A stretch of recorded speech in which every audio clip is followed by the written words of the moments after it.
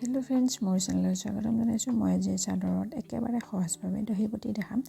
তাৰ বাবে প্ৰথমতে চাদৰখনৰ মই 2টা মূৰ এনেকৈ মেচিনত চিলাই লৈছোঁ। এতিয়া দহি বটি দেখাম। দহি বটিবৰ বাবে এই মুঠি সূতা লৈছোঁ। এই মুঠি কাশ্মীৰী পাট হয়। আপোনালোকে যিকোনো সূতা ল'ব পাৰে, ডলি থ্ৰেডো ল'ব পাৰে, অন্য চিল্ক থ্ৰেড ল'ব পাৰে। আৰু এইটো সাধাৰণ গুলি লৈছোঁ, তাৰ লগত এটা বেজি লৈছোঁ।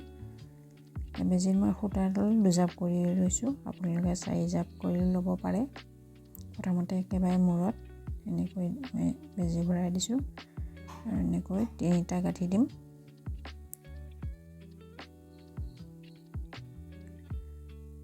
তিনিটা গাঁঠি দিয়াৰ পিছত অলপ দীঘল কৰি ৰাখি কাটি ল'ম। এনেকৈ দহিখিনি গাঁঠি দিবলৈ যিমানখিনি সূতা দীঘলকৈ প্ৰয়োজন সিমানখিনি জোখত ৰাখি মই কাটি ল'লোঁ। এতিয়া 1 ইঞ্চি দূৰত আকৌ এটা এনেকৈ গাঁঠি দিম। এইটো এনেকৈ 3টা গাঁঠি দি জোখত কাটি ল'ম।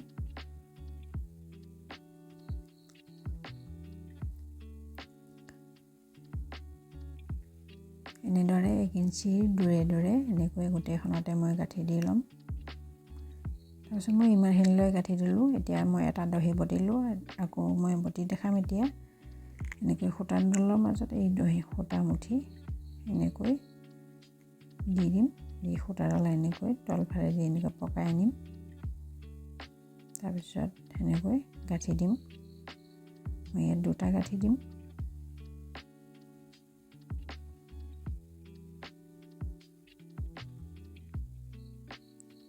তাৰপিছত বেজিত থকা সূতাডালেৰে প্ৰথমতে এনেকৈ 3 পাকমান দিম। এনেকৈ এতিয়া বেজিটোৰে এনেকৈ গাঁঠি দিম। একেবাৰে সহজ পদ্ধতি হয় বেজিৰে গাঁঠি দিবলৈ। এনেকৈ 3টামান গাঁঠি দিম।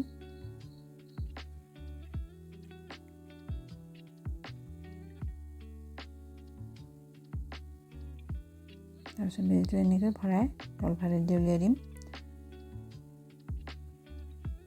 এতিয়া সমান জোখত কাটি ল'ম আনটো দহিৰ সৈতে। এনেকৈ মই আৰু এটা কৰি দেখাম।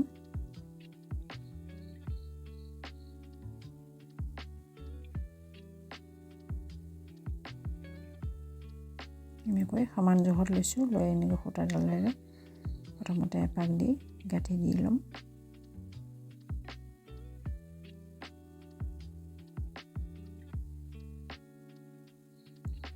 তাৰপিছত এনেকৈ গাঁঠি দিম। প্ৰথমতে যেনেকৈ গাঁঠি দি দেখাইছিলোঁ।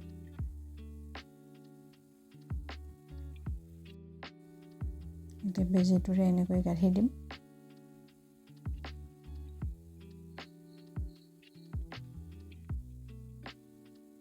তাৰপিছত বেজিটো এনেকৈ ভিতৰেৰে ভৰাই তলফালে দি উলিয়াই দিম। এনেকৈ এতিয়া আনকেইটা দহিৰ সৈতে সমান জোখত কাটি ল'ম। তেনেদৰে বাকীখিনি দহিও তেনেদৰে বটিম। এইখিনিলৈ বটিলোঁ আৰু অলপ বাকী আছে, সেইখিনিও বটি ল'ম।